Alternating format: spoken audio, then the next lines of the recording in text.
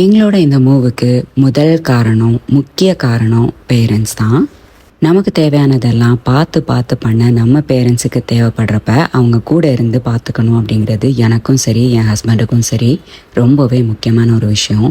ஆனால் வெளிநாட்டில் இருந்துட்டு பார்த்துக்கிறது எங்க, அவங்கள போய் பார்க்குறதே பெரிய விஷயமா இருக்கும். Visa restriction, travel restriction, work restriction இப்படின்ட்டு ஒவ்வொரு கண்டத்தையும் தாண்டி 2 வருஷத்துக்கு ஒரு வாட்டி 3 வருஷத்துக்கு ஒரு வாட்டின்னு வந்து பார்க்குறப்ப நம்மளோட லைஃப்பில் ஒரு சங்கை அவங்களும், அவங்களோட லைஃப்பில் ஒரு சங்கை நம்மளும் மிஸ் பண்ணியிருப்போம்.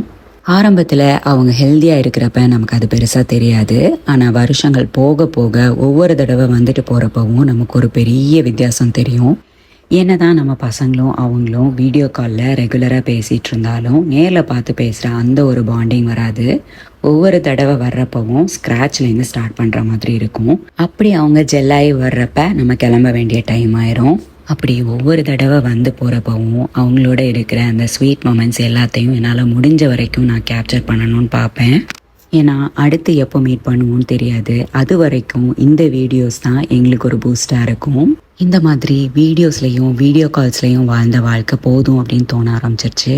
அதுவும் இல்லாமல் ஒவ்வொரு வாட்டி வந்து போகிறப்பவும் நம்மளுடைய லவ்டு ஒன்ஸ் ஒவ்வொருத்தங்க காணாமல் போகிறது இன்னும் பயத்தை ஜாஸ்தி பண்ணிச்சு. ஷார்ட்டாக சொல்லணுன்னா we wanted to come back before it's too late.